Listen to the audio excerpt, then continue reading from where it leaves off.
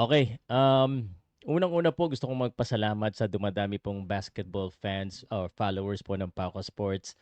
I really appreciate it.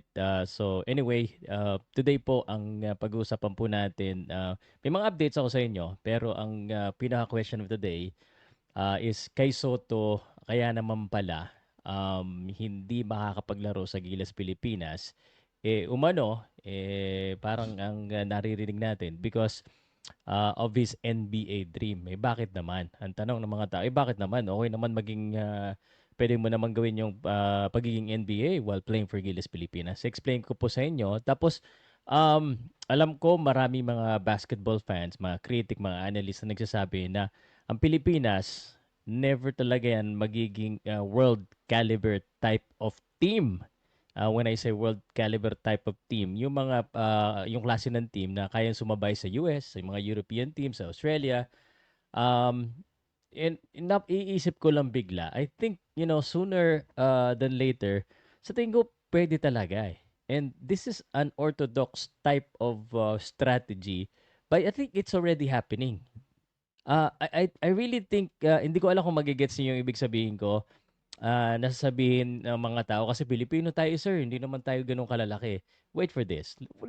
Just wait for what I'm gonna say. Podcast Sports, the number one independent sports voice of the Philippines. Bigyan ko muna kayo ng mga quick hits. And again, salamat po. Please continue to share. And i-comment nyo po kung mga taga-sampo yung mga basketball fans na nanonood ngayon or kung Hinebra or kung ano man team nyo, TNT or NBA fan. Actually, ang tagal ko hindi nakapaggawa ng NBA content ngayon. So I really wanted to do that as well. Although yung Facebook ko puro NBA din yung ano diyan, yung mga posters na ginagawa namin. Anyway, let me give you a couple of hits muna sa basketball. Just baka hindi nyo pa alam, si Kyler Kelly pala yung sa South Bay Lakers na import na kinuha ng Converge ay ano pala ito, buyout pa yung kontrata. So wow, ibig sabihin nito, grabe yung Converge talaga, yung tiwala nila dito doon kay Kyler Kelly. That this guy is gonna work. I mean, allegedly $50,000 ang binayad. Na malaking halaga yun, ano? Nag-uusap pa nga lang tayo sa mga pasweldo ng players. Parang pasweldo na yan ng ilang Gilas players eh, sabi ng iba eh. That's good. Speaking of Converge, Converge talaga puro nasa listahan ko eh. Deliano Mikey Williams is also playing for the Converge Fiverr Xers now. So isipin mo yung backcourt na yan, ano? Lakas nila. Lakas ng Converge. I mean, it's refreshing to see a team like Converge investing. When I say investing, yung gumagastos talaga para sa team nila. Kasi sa totoo lang guys, hindi lang po yung pagalingan eh. Palaliman din talaga ng bulsa. Pag malalim ang bulsa mo, alam mo na, talagang you have a bigger opportunity to get quality materials or quality players. So Mikey Williams, I do not know. I'm not privy to the contract, but I think Converge is going to be one of the great teams for the upcoming Commissioner's Cup. And moving forward, 1 year ang pagkakaalam sa atin. Ang pagkakaalam ko, yun ang sabi sa akin ni Omar Saison. Regarding kay Soto, let me just say this. No? Ang dami kasi nagbabash kay Soto na, yun nga, mga pera, ganito, ganito. Intindihan natin kasi kung kayo rin nasa posisyon ni kay Soto, it's not just about the money. Although I believe that money is a great motivator and money ano talaga yan para sa akin, it shows your value, no? And just like what I said, allegedly, no? Pag ikaw po ay nagtatrabaho tapos sa trabaho binigyan ka na ng 10,000, sa sunod na trabaho mo or the next few years, kukuhanin ka uli, dapat either the same or more. Pero pag bababa, parang hindi talaga, parang ang pangit tingnan. Now, aside from the injury ni Kai Soto, na I think it's well, but it's still recovering. Kumbaga, danger zone pa yan eh. So, ang hirap kasi susugal ka. I mean, it's okay to be, kumbaga, magiging proud tayo. Of course, he's gonna be part of the Philippine team. But at the same time, he has also his family. No, ang hirap naman pag maglalaro siya tapos hindi ganoon ka-secure yung kanyang future when in fact parang ang lumalabas mas mas mahal pa siya ng Japan dahil sa pera. I mean, alam naman natin na gano'n naman talaga eh. Ni ibang tao hindi maiintindihan 'yan. But ako naiintindihan ko 'yan syempre. Kung sino mas malaki ang offer, do'n ka, no? This is a sport. This is just sports and also this is business. Kabuhayan 'yan ng tao eh. Plus, isa pang consideration na lumabas lang lately nung huling Homer says natin na na-realize ko na rin nga, no? Gilas Pilipinas is playing in this window and then meron pa bandang July which may nag-report na maglalaro daw si Kai Soto. May nag-report din na hindi. Now, here's the thing. Especially if he's playing well right now in sa Japan B-League, does he risk still playing for Gilas Pilipinas, especially kung hindi naman ganong kalaki ang bayad or allegedly po, hindi po natin kumpirmado yan. Um, tapos tapos yung sa Summer League. I mean, come to think of it, 'di ba? Pangarap din naman natin talagang ever since for the long time na si Kai Soto makapunta sa NBA. So, kumbaga magiging risky pa pag maglaro siya sa Gilas Pilipinas and then what if he get injured? Kumbaga, kung okay na yung laro na sa Japan B-League, wala nang papatunayan pa sa Gilas Pilipinas. I mean, actually, sa totoo lang, wala nang papatunayan pa. Talagang ang laki ng in-improve po ni Kai Soto. So, sa tingin ko talaga, Kai Soto is, Kai Soto is, kumbaga, has a chance. Has a chance. And it's better to be safe than sorry. Kasi yung mga fans natin, syempre, I mean, syempre, frustrated ako dahil hindi siya makakalaro sa Gilas Pilipinas. And we all believe na ito pong si Kai Soto is one of the weapons na talagang makakatulong na talunin yung mga Australia or New Zealand. So, sayang, but I think if we really want to play Kai, we need to treat this as a real negotiations. When I say real negotiation, hindi lang po sila basta materyales, no? Kasi kanya-kanya po sila ng binibenta. Kai is selling something that wala ang kahit isang player ng Gilas Pilipinas. Wala. Ano yon? Yung kanyang height. No? Which is a rare commodity. Which means, yung height niya talaga, hindi yan natuturo eh. You cannot teach height. So, um, that's very valuable. Okay? Right now, we by the way, before I conclude that, no, before I go to the next topic, kasi meron tayong bago na naman na ang tawag dito na papasok na big man sa Gilas Pilipinas, which is good news. But I think Kai Soto is just being safe. Now, for him to play sa the next window after this, kailangan talaga mabayadan ng medyo maganda-ganda ito si Kai Soto sa tingin ko. And I think he deserves it naman. Gastusan natin. Yun ang sa akin. Agree ba kayo sa akin na gastusan natin si Kai Soto? I mean, babalik din naman yan sa dami ng followers ni Kai Soto eh. At saka sa dami na maging interested sa ano. So I think if we want great things, there will be great sacrifice. And for Kai Soto, talagang malaking pera. And then lagi naman ganun nagiging problema lahat. Nag-aaway-away usually sa pera. Speaking of height, no?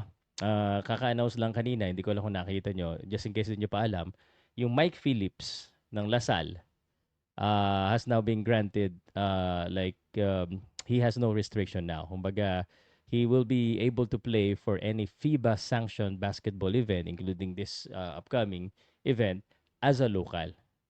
Okay? As a local. So, that is a great news. No, kung iisipin talagang teka, lumalaki na talaga ang mga Pilipino. Lumalaki ba talaga Pilipino, guys?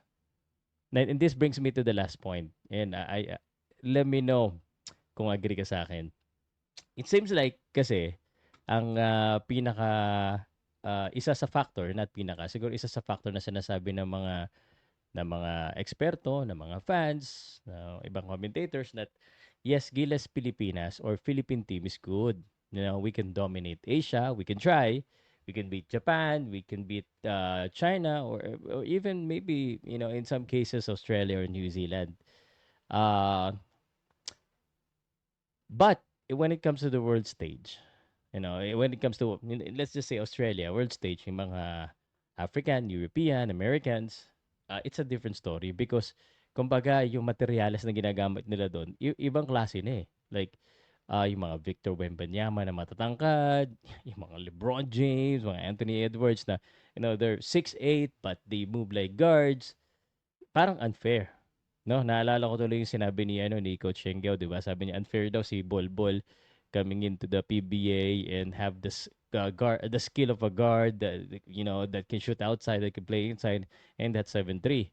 Parang ganoon. Parang unfair naman. Parang ang mga Asyano talaga naturally hindi naman tayo ganun kalalaki. But nare-realize ko, I don't know if you're realizing.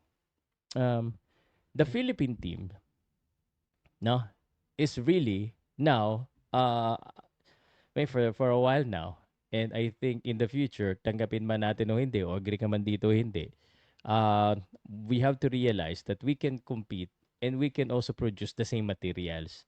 But we need to sacrifice and we need to accept the fact that Filipino basketball players are usually mixed breed. Napansin nyo ba? No? Except for Kai Soto. No, karamihan ng ating mga players ngayon are mixed. Natatawa ako and di ko alam nandito pa si Rampage Jackson, yung MMA player na negro na mahilig sa chicks. Sabi niya na after 18 years, marami na tayong mga basketball players or marami tayong mga I mean, just look at it. Yung mga malalakas natin, yung mga matatangkad, yung mga athletic, 'di ba? Mike Phillips is coming in right now, mga Mike Williams. I'm not saying na walang galing ang Pilipino. Meron po.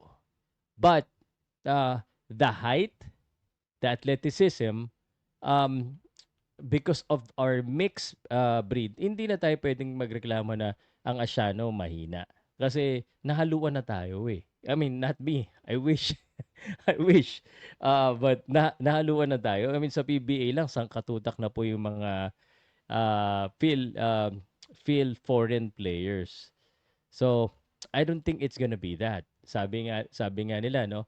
Um, brother, may mga Jordan Clarkson tayo, may mga Jalen Green. These are uh Filipino, they have Filipino blood and they're playing to the caliber of the world stage. Aminado, may mga Harper pa. But why are they not playing for the Philippines? It's because we did not prepare for it. Or we do not have a budget or we do not want to spend for it. Tama? So at this point, kunwari ako yung isa sa SBP, we already know what we need to do. At a young age, we have scouts of young players that have Filipino blood. Ano na kagad natin ng tawag dito, Philippine passport, something like that. 'Di ba? So, or actually, nagagawa naman ng paraan yan. Ang alam ko, allegedly, ha? So, the point is, even though they're mixed breed, they're still Filipino. And that means the materials, kahit medyo nahaluan, ascals na ang dating, ano pa rin. Ibig sabihin, kaya pa rin. Yeah, so, in the future, sa mundo naman, sabi nga nila, ang may nabasa ako, sabi nila, in the future daw, after 50 years or something, or more than that, most of us will be Chinese. Will look, kasi sa sobrang dami yung Chinese sa buong mundo, nagmi-mix breed na lahat. So, uh, yung racial yung identity natin medyo talaga mahalo na. Lalo na, I mean, sanay-sanay na tayo sa lahat sa pag-travel sa iba't ibang bansa, kung sino-sino nakikilala natin. Para lumilit ang mundo, we will all look about the same. Yan ang sabi sa study. And because China is they have the most number of population, magiging ganon. So, um, I guess what I'm trying to say is that yung after a few years, siguro yung yung issue na ay kasi talaga Asyano lang tayo, di tayo. Baka pwedeng mawala na yan. It will now boils down to the strategy of the team or the nation. And being in the Philippines, na the only basketball nation in the Philippines, yung number one sport natin is basketball, parang medyo malungkot pag hindi tayo yung magna number one dito. I mean, the rest of the countries in Asia are either football or kung ano man, cricket. So, yun lang. Naisip ko lang. Let me know what you think, guys. And as always, guys, kung umabot ka dito, so I do really appreciate uh, your company. Please comment kung taga saan kayo and let me know what you think in the situation of Kai Soto and Gilas Pilipinas, the PhilAm team or Phil Foreign team. Dati sanay ako PhilAm ng PhilAm, di naman lahat Amerikano eh. Let me know guys. Salamat po.